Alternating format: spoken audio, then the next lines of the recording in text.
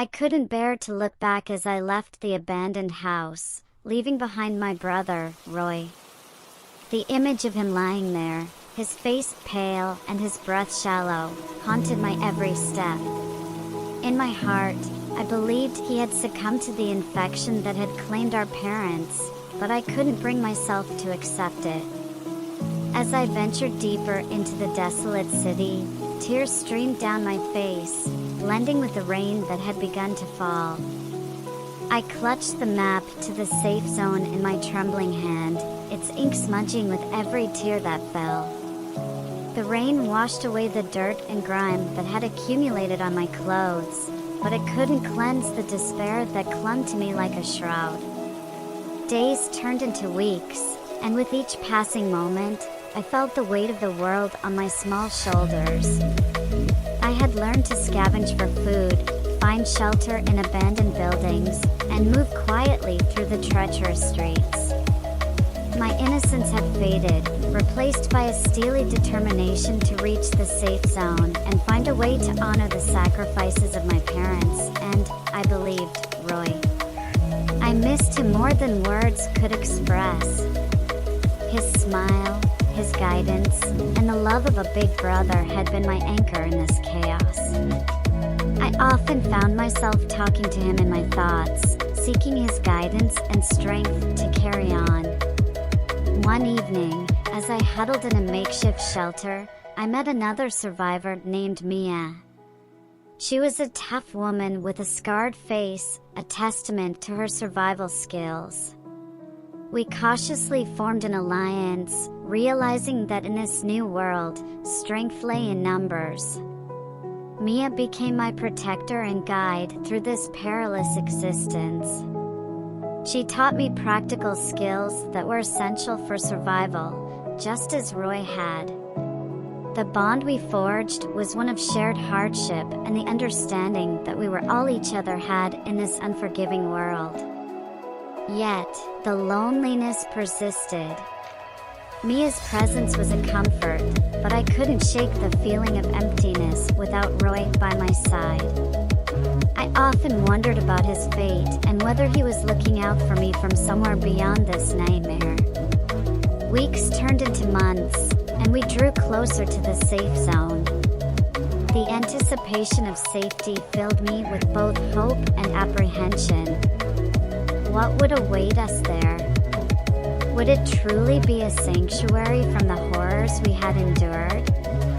One evening, as we rested in a hidden shelter, Mia turned to me. Her scarred face softened, revealing a rare vulnerability. "Donna, you remind me of my daughter," she said, her voice tinged with sadness. The journey to the safe zone with Mia was both arduous and enlightening. She had seen the worst of humanity in this new world, and yet, she remained a beacon of strength and resilience. I admired her tenacity and silently thanked Roy for teaching me some survival skills, which had prepared me for the challenges that lay ahead. As we trudged through the desolate cityscape, the remnants of our once vibrant world served as a constant reminder of the life we had lost.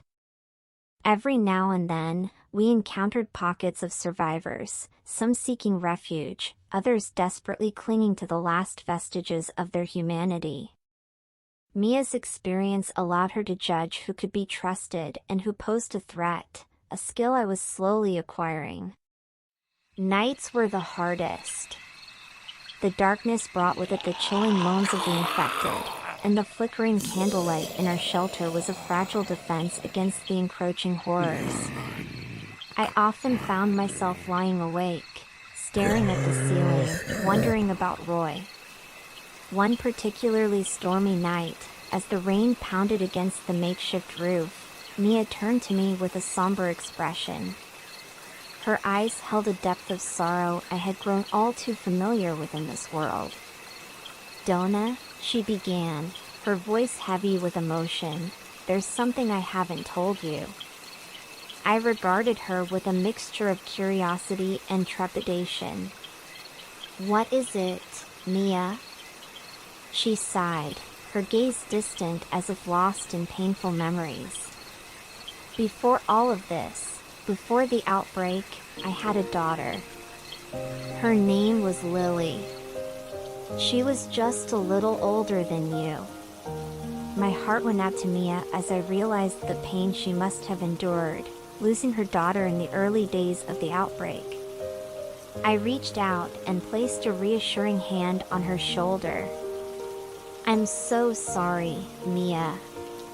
I can't imagine what you've been through." Mia gave me a sad smile, her eyes filled with tears. "Thank you, Donna. Lily was my world, just like Roy is to you." We sat in silence, the rain providing a mournful backdrop to our shared grief. I understood then that Mia wasn't just protecting me out of a sense of duty. She saw in me a chance to make amends, to ensure another young life didn't meet the same tragic fate as her daughter's. Days turned into weeks, and the journey wore on. The safe zone, marked on the tattered map we clung to, seemed to inch ever closer, yet the challenges grew more perilous.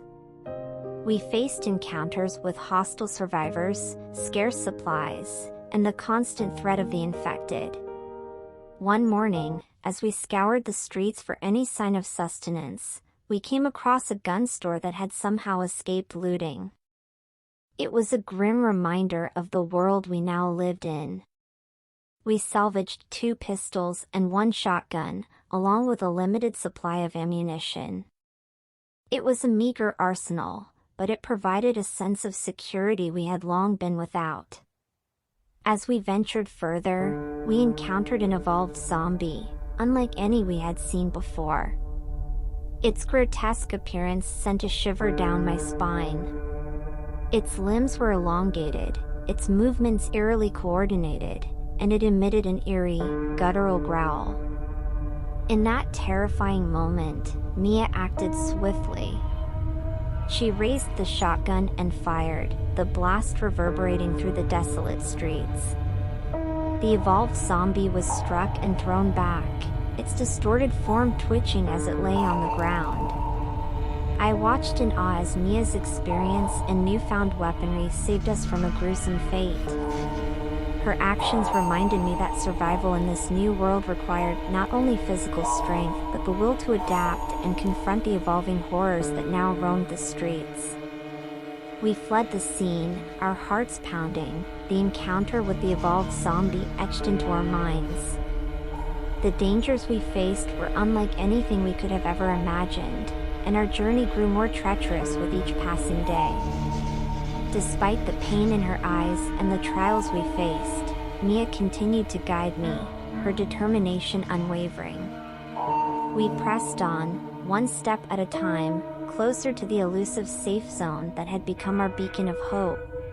Little did I know that the answer to my burning questions about Roy and the fate of our family lay just beyond the horizon, and the path ahead would be filled with both heartbreak and the possibility of redemption.